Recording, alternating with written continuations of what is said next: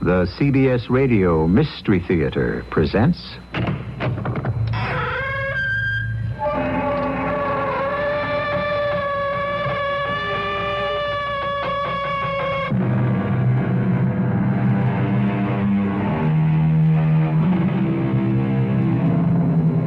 Come in. Welcome. I'm E.G. Marshall. It was Oscar Wilde who wrote, in a surprisingly gentle and almost naive tone, "Death must be so beautiful, to lie and listen to silence, to have no yesterday and no tomorrow, to forget time, to forgive life, to stay at peace. The trouble is, not all the dead will stay quietly asleep. That's why we have ghost stories."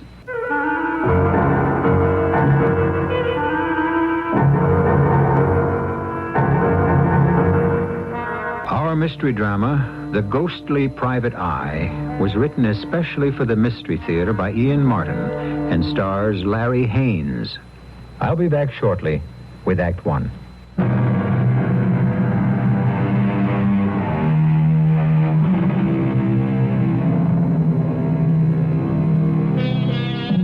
Whenever the argument about the oldest of professions arises, along with the prostitute, the actor, the moneylender, and others, certainly we must include that of the private eye.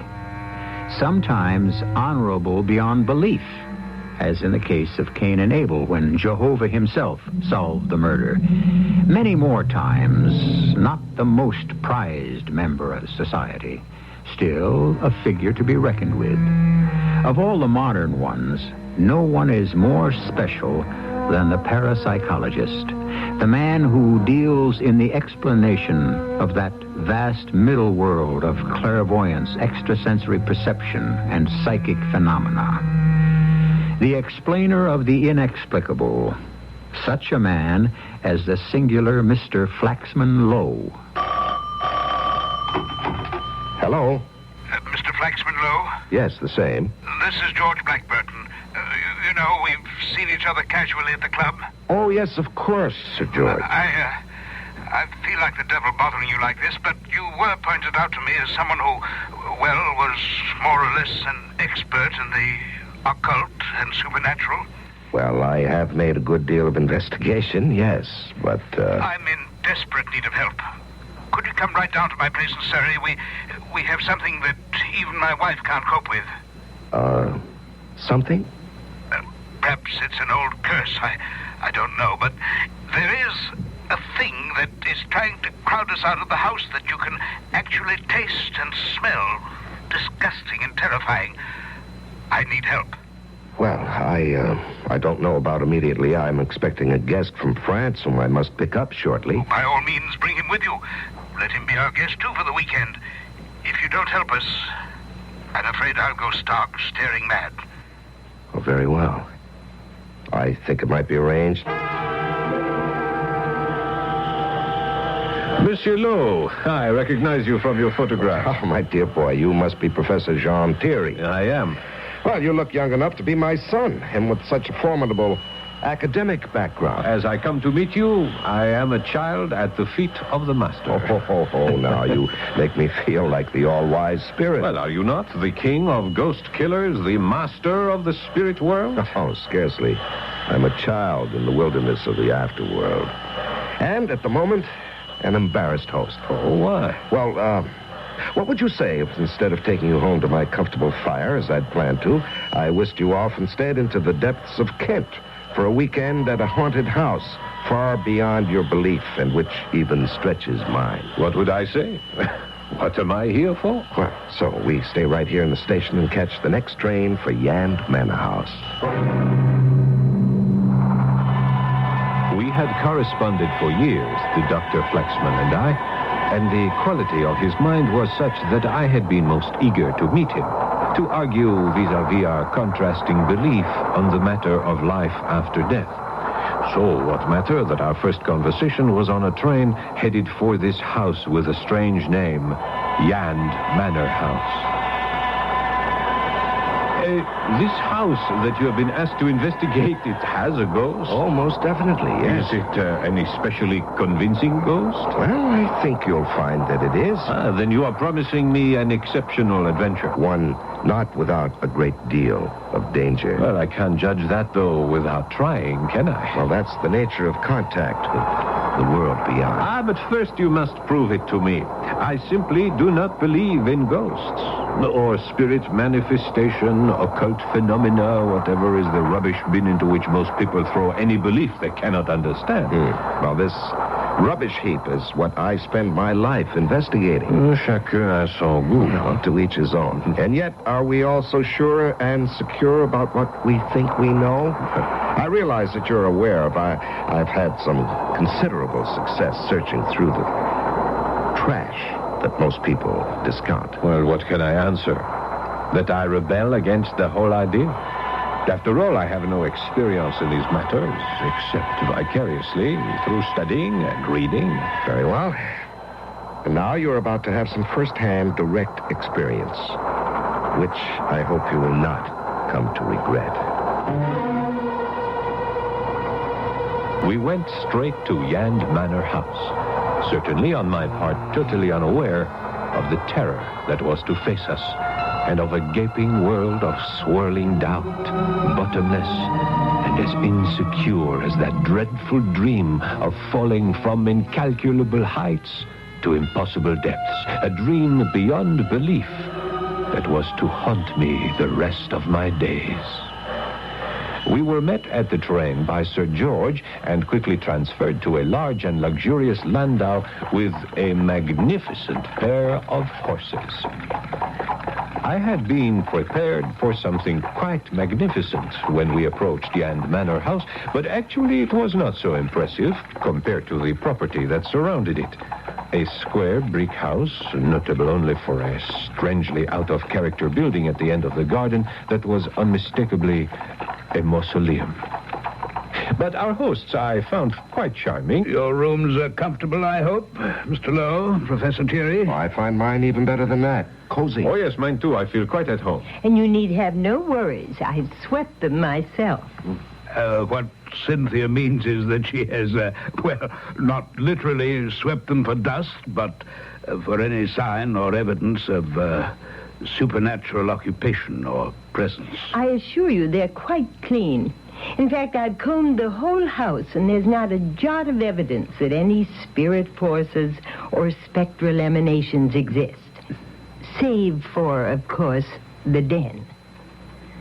I'm a psychic, too, you know, Mr. Lowe. Oh, well, you flatter me, Lady Blackburton. I don't consider myself one, only an investigator of psychic phenomena. You do not believe in the spirit world? Ah, that's a different matter. I think you will find, madame, that he is a true believer. I am the fly in the ointment.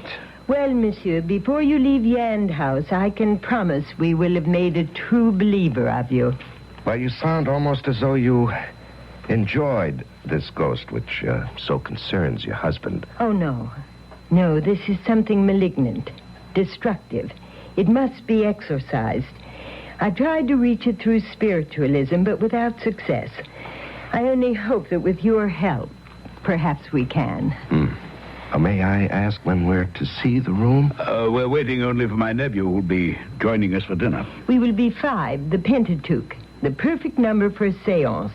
One reason why we were delighted when you asked if you could bring a guest, Dr. Lowe. I only hope, madame, that I will not be a limiting factor. We ask only for your cooperation. I feel quite sure we'll end up by winning your belief. That'll be Charles now. Don't you think, my dear, it might be a good idea for us all to go straight into dinner? I think perhaps it would. Gentlemen, will you join me? There had been a curious little family byplay between Sir George and his wife, which was soon explained to me after I met Charles Volney.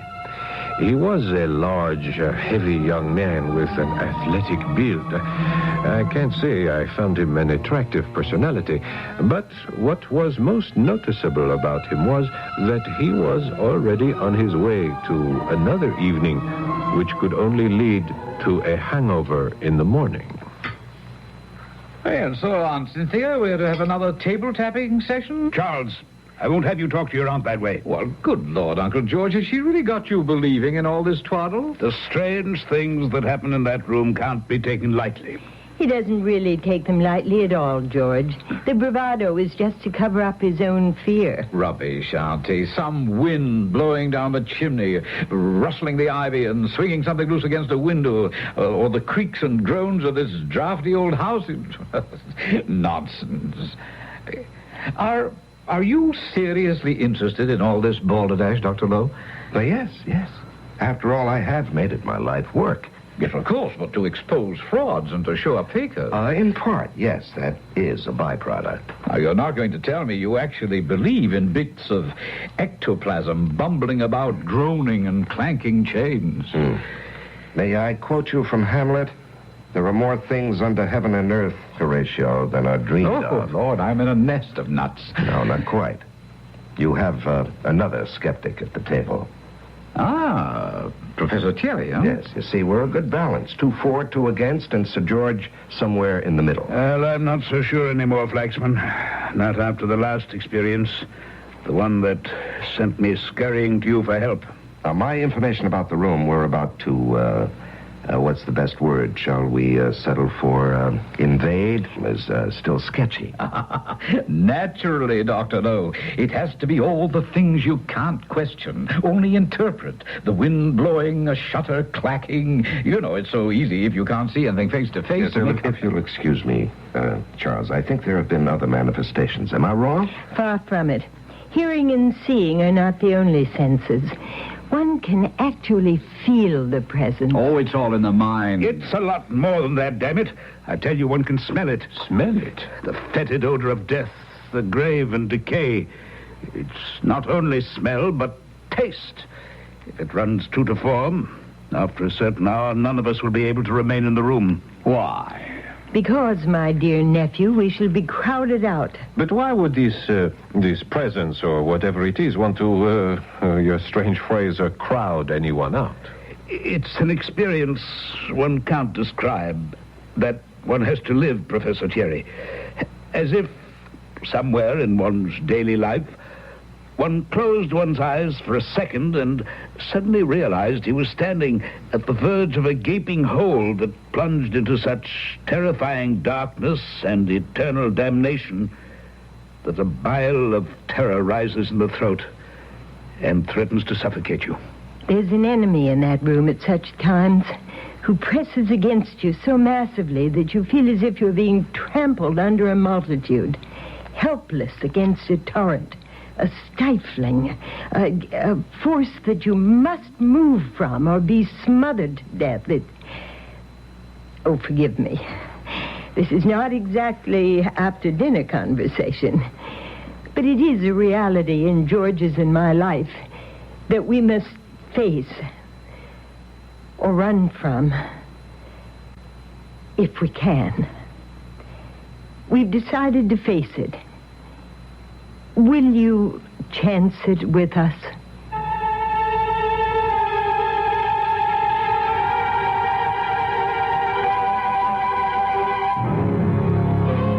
We have gotten ourselves involved in something this time around, haven't we? I don't know where each of you stands on the power of the spirit world, extension after death, or belief in ghosts. But I do hope you'll stay to do a little more research with me and Mr. Lowe on the nature of it, the possibility of it, and exactly what effects it can have on us. I shall return shortly with Act 2.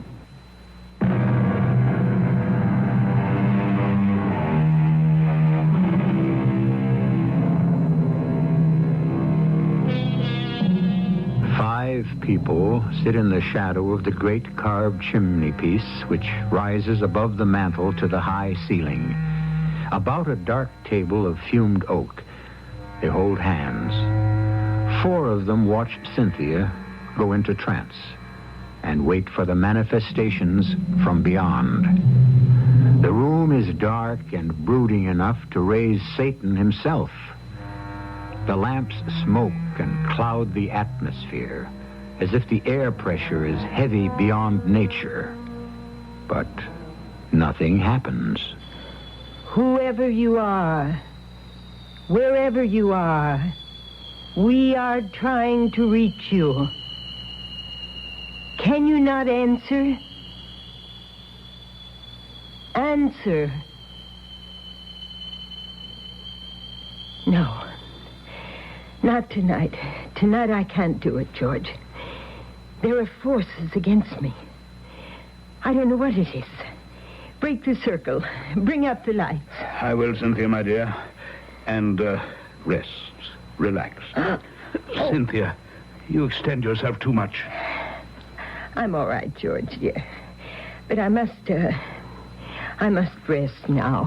If you'll excuse me, Well, we may not have raised any wandering spirits inside, but we seem to have created some outside. If you'll excuse me, I think I'd best see Cynthia up to bed. Please give my apologies to our guests. Hush, Cynthia. Don't worry about I it. worry about what I must. Did you ride over, Charles? Oh, yes, Auntie. I don't want you to go back in the storm like this. You must stay. Any one of the rooms in the West Wing, they're all made up. Now, don't you worry about me. But I do. Very well, Auntie. I promise. Come along, Cynthia. Charles, since I'll not be down again tonight, will you see to our guest needs? I also promise to be an excellent host, Uncle George. Good night. Good night, Lady Blackbird and Sir George. Bon nuit. Good enough. Well, gentlemen, what should it be? Whiskey, gin, brandy? No. For me, nothing. It was a long journey from Paris, and this afternoon's trip has finished the job. I am exhausted. No, I don't think I want any either. Why don't we all just go up to bed, huh? Ah, yes, bed, sleep. Those I welcome. But, I'm not going upstairs. Well, you're not going to ride home in weather like this. No, Mr. Lowe. I'm going to spend the night, right here. You mean in this room? That's right. Either I will sleep the sleep of the unrighteous, or if I'm wrong and my aunt's right, I'll have some company. Now, I mean to put an end to all this nonsense about ghosts and ghouls. Then I shall sit up with you. Oh, perish the thought, Mr. Lowe. With your reputation, I'm sure any self-respecting member of the other world would give you a wide berth. Well, are you still sure you won't join me in a brandy? Very well. Mr. Volney, may I ask you to be serious for a moment? You may ask me. I don't think you should take your aunt's warning lightly. Even though there's been no physical evidence tonight, apparently some malignant and dangerous force considers this room its province. Then if it does, I intend to disabuse it of the idea. More than that, I'd want it off my turf. You see, this house will be mine one day, very soon, if my aunt and uncle decide to return to traveling. And I want it, whoever or whatever it might be, and mark you, I don't believe it exists. I want it to know that when I take over, there'll only be room for one of us. And no amount of discussion would persuade this headstrong young man to change his mind. Personally, I couldn't help agreeing with his point of view. The idea of anything supernatural daring to intrude in this temple of the normal and the everyday seemed ludicrous. So, Flaxman and I went upstairs. John, Yes. I am concerned. About me? Actually, I must admit my concern was more for that young man downstairs. I should not worry about him. One more drink and the wine will put him straight to sleep. Well, I'm not worried about anything that may threaten him in this world. I left my practical French friend and went to my own room. The storm was still whistling and moaning about Yand Manor House, but it was a perfectly natural phenomenon, and there was certainly no cause for alarm. I must have been sleeping lightly, for a grandfather clock striking the 3/4 hour somewhere in the house woke me up. I glanced at my watch and saw that it was 1:15 to midnight. I shrugged into my robe and slippers and stole downstairs. The house was silent, save for the moan of the wind and the steady drum of the rain outside. The door to the den was closed, and I opened it, filled with a nameless apprehension. I could have saved myself my uneasiness. Stretched out comfortably on the couch, a still unemptied glass in his hand, lay Charles Volney, snoring contentedly and looking to my middle-aged envy, the picture of health in spite of all his drinking. I removed the glass and set it aside. For a moment, I considered getting him out of there. But he was so soundly in his cups and such a heavy young man, the effort was beyond me. Besides, I was getting cold. So I stoked up the fire and left him. To my eternal regret, as it turned out.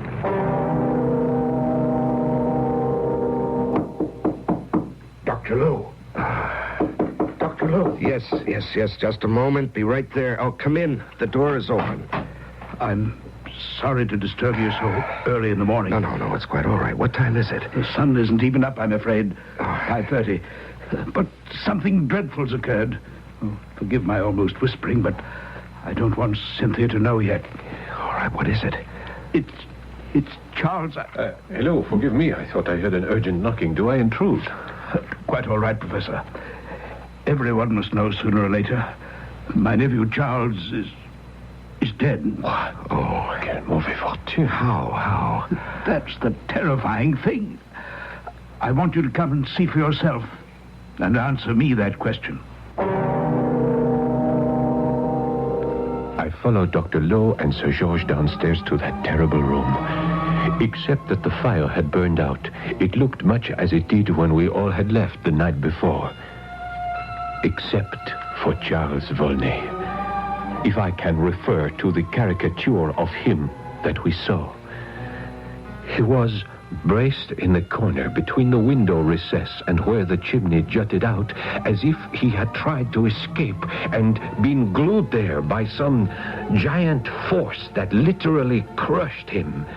His face was suffused with blood, his eyes starting from his head. He was quite dead. He must have been dead for several hours. What do you think, Dr. Lowe? Frightened to death? No, more than that. He was smothered, asphyxiated. I don't quite know how to describe it.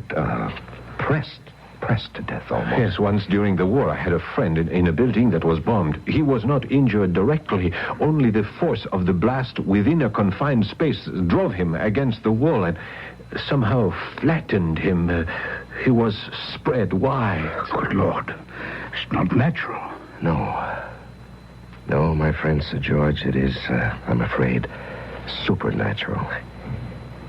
Yes, he should have listened to your wife, and I should have listened to my own misgivings. Alas, I feel at fault there. No, Jean. I came down last night again, just before midnight. He'd passed out on the couch, and I couldn't move him.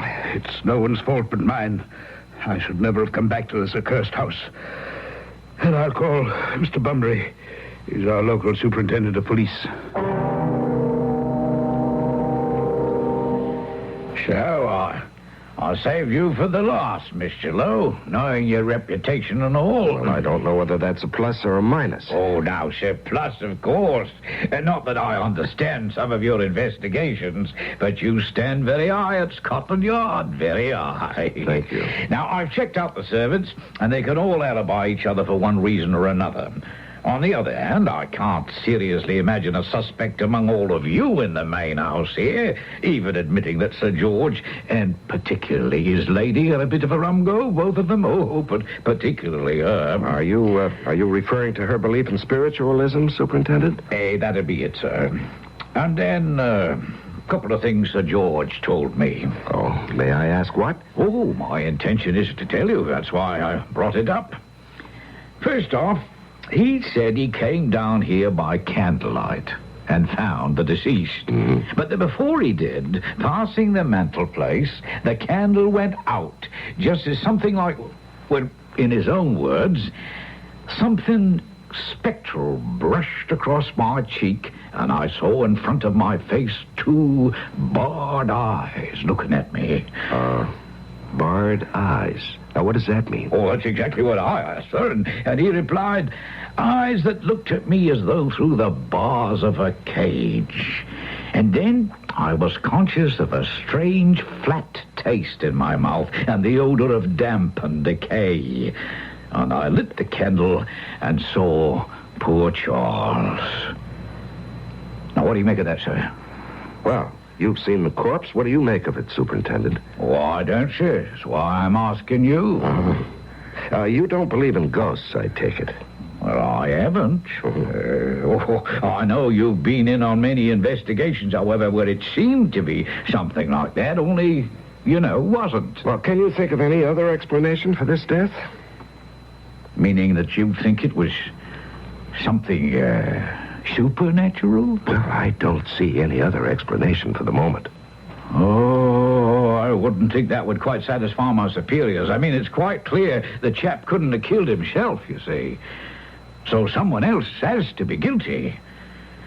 And I hope for everyone's sake we can find out just who. It was sheer inadvertence that I happened to be in the solarium right off the porch where this interview took place. Or was it? Because as soon as it was over and the sergeant had left, Flaxman came out to join me. John, you heard that? Yes, I'm beginning to wonder if I was meant to. Wasn't quite deliberate on my part, but since I knew you were here, I thought you might just as well because of tonight. Tonight? What is tonight? I don't know how much it'll help with the police, but it might lead to ultimate proof for me to win an argument with you that has stretched out over many years of correspondence. I am still in the dark. Well, as I or we may very well find ourselves tonight. Aha, where? In the room where Charles died. I intend to spend a night there as he did. Do you want to share my vigil against the total powers of darkness?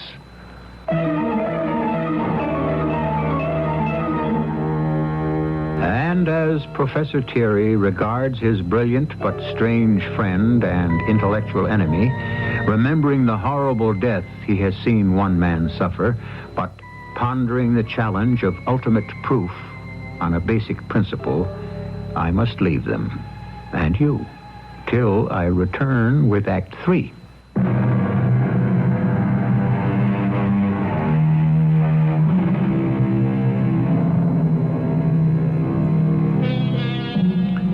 It has been a long and difficult day at Yand Manor House. The comings and goings, police, photographers, inevitably the newspapers. Finally, the undertaker and the removal of what is left of Charles Volney's terrestrial presence. Sir George and his wife have naturally been totally involved in this, and it is not until evening that their guests, who have tactfully tried to stay out from underfoot, have been able to exchange more than a few words with either of them. Now, Mrs. Blackburton has at last been able to find a moment alone with Flaxman Lowe, walking in the garden. It's all my fault, you see. No, I don't see. I was the one who talked George into coming back to Yand Manor after all these years. Oh, Lady Blackburton has a bench right here. Would you like to sit down? Oh, beside the mausoleum? Why not? It's strangely appropriate. Why? What is this building? Well, that's part of it all. Yand Manor has been in George's family since a sort of granduncle willed it to his grandfather, with a specific reservation. And that was? That in perpetuity, till the last of the Blackburton heirs, Yand House must remain in the family's hands. And that if the family didn't occupy it, it couldn't be rented. Well, now, I doubt if that would hold up in any legal court.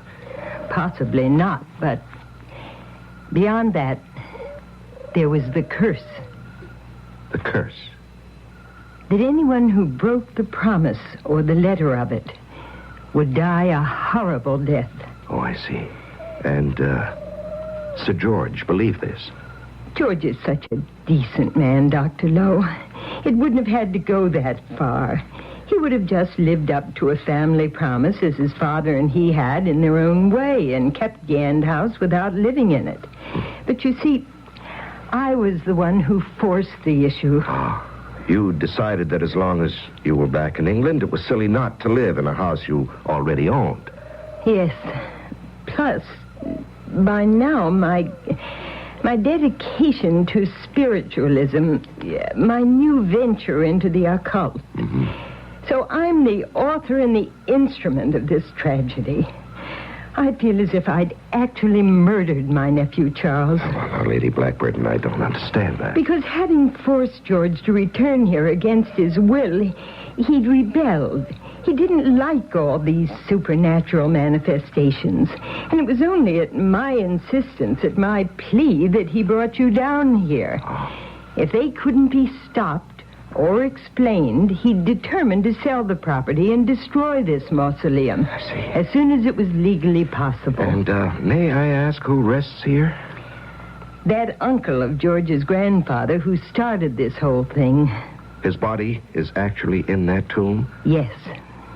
Locked in a strange lead casket. A lead casket? This uncle was a strange man with an inordinate fear of death. Oh. It's said that he predicted his own death and arranged to have a doctor in attendance. And he died very suddenly and unexpectedly. I see. Lady Blackburn, you're asking for my help, aren't you? I had no right to, but yes. I feel that my hobbies have inadvertently led my husband and his family into a terrible peril. The only one I know who might save them is you. I see. Then may I have your husband's and your permission to spend tonight in the den as your nephew did last night? I don't want to risk your life. Well, I won't deny it may be risk, but first of all, I know what I'm doing, which your nephew did not. And second, I shall not be alone.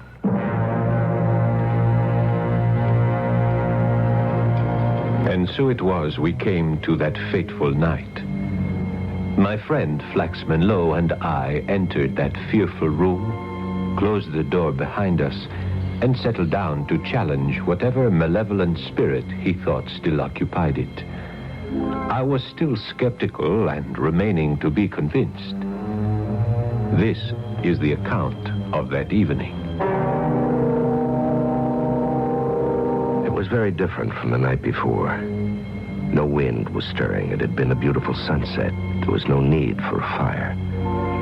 And for some time, after long discussion, John, Thierry, and I were sitting quietly. All of a sudden, he rose. I'm thirsty. Would you like a drink? No, thank you, Jean. I want to have all my senses alert. I meant only plain water. No, thank you.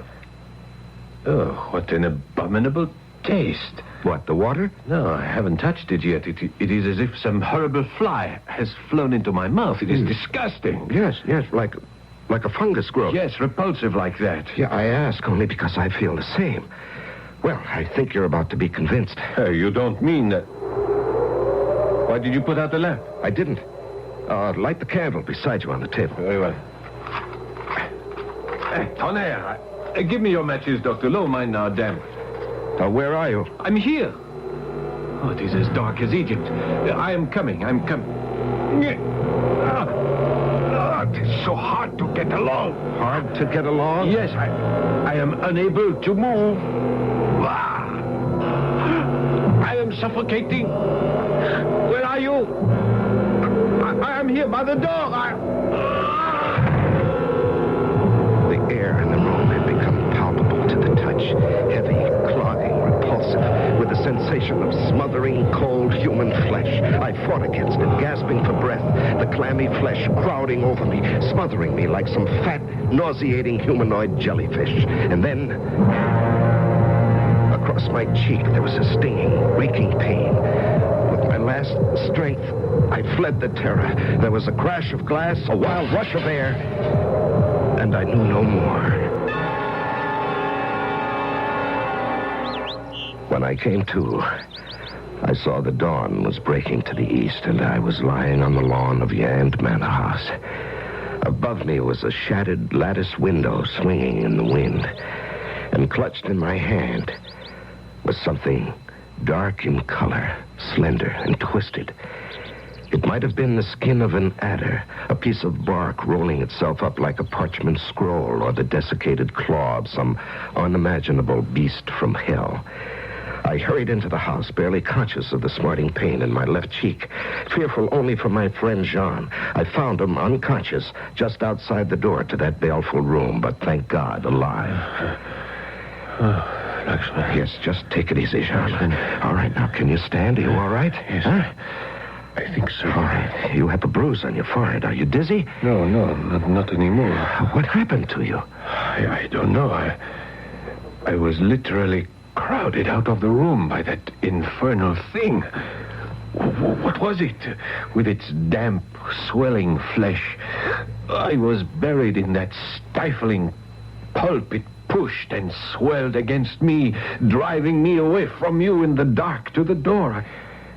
I called out, but I could hear no answer. What was that ghastly presence? Well, I think I can answer that now. It was what killed the young man, no? Yes, the very same. And I hope I can convince the inspector of that. Well, you have made a convert of me. Why not him? Well, we shall see. First of all, Sir George, the spectral hand that seemed to brush across your face as you told Superintendent Bumbry. Yes? You were by the fireplace at the time, passing the ornamental foremantle that rises above it.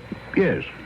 You see all those figures carved there, in particular the griffin, and hanging from the sharp point of its beak, these...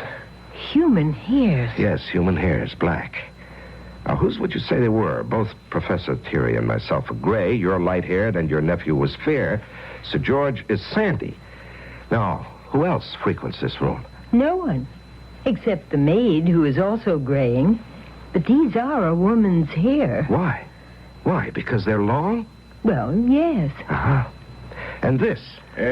What is that? Could I see? Sure.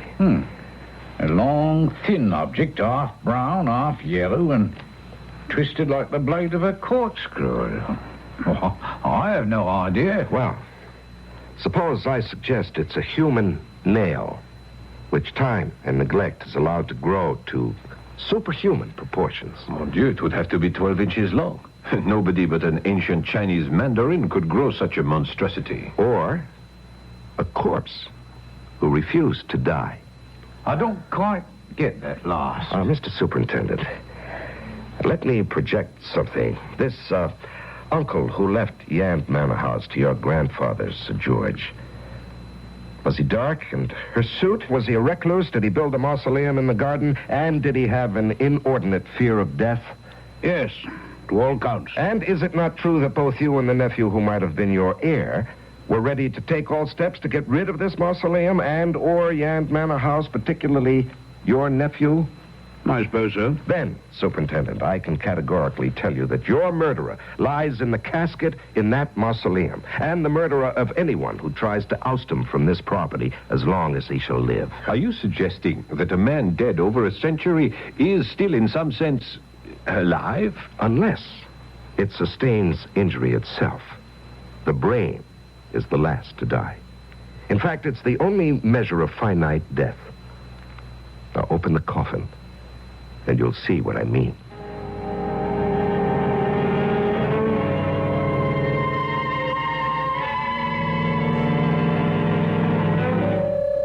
It was complicated, of course, with all the necessary red tape. But on a certain day, the coffin, which took 10 men to move out into the sunlight and sealed as tight as a drum, was opened.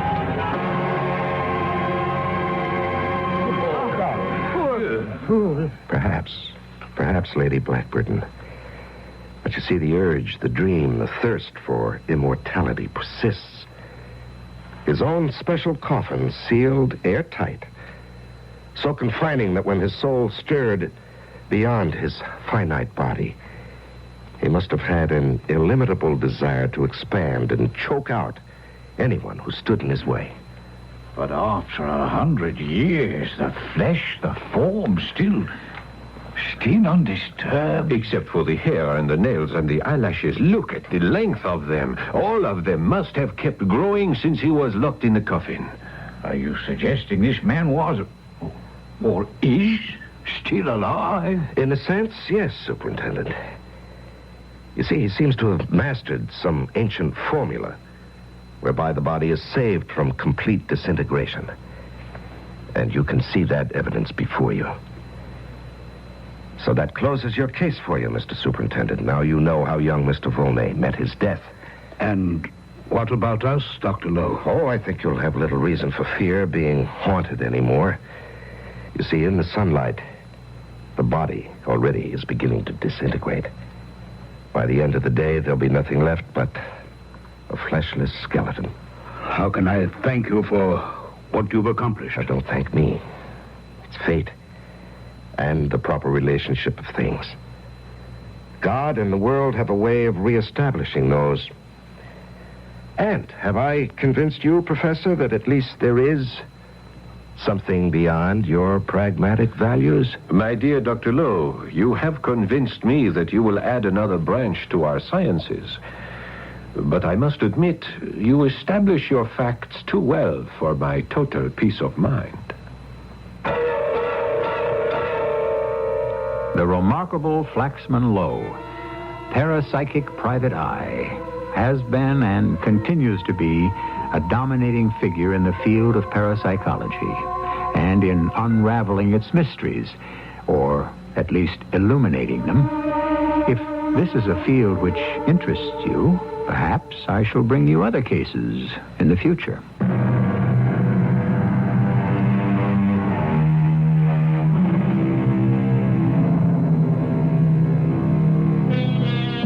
The remains of that ominous and ancient ancestor have long been transferred to a normal burying place, and the mausoleum torn down. Sir George and his wife stay on at Yand Manor House. Cynthia Blackburton has long since given up spiritualism and assorted interests in favor of feminism. Of course, since she is still in the 19th century, you might not recognize it for what it is today. But her spirit lingers on through the women's suffragette movement, through memories of Emma Goldman and her sister standard bearers, who were the progenitors of women's lib. Our cast included Larry Haynes, Paul Hecht, Betty Winkler, Guy Sorrell, and Ian Martin. The entire production was under the direction of Hyman Brown. This is E.G. Marshall inviting you to return to our Mystery Theater for another adventure in the macabre. Until next time, pleasant dreams.